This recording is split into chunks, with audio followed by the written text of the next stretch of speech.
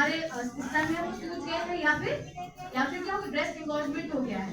तो उसमें भी ये है कि बच्चा जितना दूध पी रहा है उसको दोनों तरफ से पिलाना है, अपने बच्चे को दोनों तरफ से दूध पिलाना है। साथ ही साथ अगर दूध एक्स्ट्रा बन रहा है तो उसको कटोरी में लेके बच्चे को फ्रिज में, आप जो फ्रिज है उसमें आप कटोरी या ग्लास में रख के फ्रिज में रख सकते हैं। बाद में हल्का गुनगुना करके दोबारा से पिला सकते हैं। और साथ ही साथ अपनी जो माता की जो स्तन है वो खाली रहने चाहिए। ये नहीं है कि दूध भरा हुआ है। दूध अगर भरा रहेगा तो उसमें क्या होगा, माता को बुखार आने के चांस हो सकते हैं, बस बनने के चांस हो सकते हैं, बस बन सकती है। तो इन सब बातों का खास ख्याल रखना है, सफाई का खास ख्याल रखना है। इन सारी बातों को समझ कर ही हम एक अच्छा भविष्य, एक अच्छे बच्चे का, एक अच्छी सेहत अपने बच्चे के लिए दे सकते हैं। इन सब बातों का खास ख्याल रखना है। इसी के साथ साथ धन्यवाद मैम, इतनी महत्वपूर्ण जानकारी देने के लिए। अब मैं अंत में बुलाना चाहूंगी डॉक्टर स्नेहलता मैम को कि वो आकर यहाँ उपस्थित सभी महिलाओं को मैं आप सबका विश्व स्तनपान सप्ताह में स्वागत करती हूँ। आप लोग के मन में बहुत शंकाएं रहती हैं स्तनपान को लेकर। स्तनपान दूध कम होता है या फिर कुछ महिलाओं को दिक्कत होती है गांठें बन जाना, कुछ लोग को बुखार आता है दूध जमा होने की वजह से। तो ये तीन चीजें, एक तो ये कि दूध कम क्यों हो रहा है। ठीक है, दूध कम नहीं होता है अगर महिला अच्छे तरीके से पोषण लेती है तो महिला का दूध अपने बच्चे के लिए कभी भी कम नहीं होता है।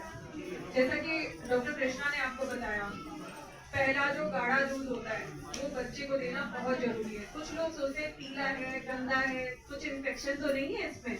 ऐसा बिल्कुल नहीं है। वो सबसे न्यूट्रिशियस दूध होता है बच्चे के लिए और वो कम होता है बट गाढ़ा होता है। समझिए, गाढ़ा दूध है तो उसमें पूरे तत्व होते हैं। ठीक है, तो अब आप चाहते हैं कि बच्चे को दूध अच्छे से पिलाएं, सब कुछ बच्चे को अच्छे से न्यूट्रिशन मिले, तो उसके लिए आपको प्रेगनेंसी के दौरान अपने पोषण का अच्छे से ध्यान रखना है। तो इसके लिए समझिए, एक इम्पॉर्टेंट इंडिकेटर हो गया आपका वजन कितना बढ़ा है पूरे प्रेगनेंसी के दौरान। पूरे प्रेगनेंसी के दौरान मिनिमम 11 से 16 किलो वजन बढ़ना चाहिए एवरेज महिला का। जिसका नॉर्मल वजन है 11 से 16 किलो वजन पूरा बढ़ना चाहिए। जैसे कि 3 त्रैमासिक में अगर आप प्रेगनेंसी को डिवाइड कर दो तो लास्ट त्रैमासिक में अच्छे से वजन बढ़ना चाहिए। उससे बच्चे का वजन बढ़ेगा, बच्चा हेल्दी होगा, बच्चा फीड कर पाएगा।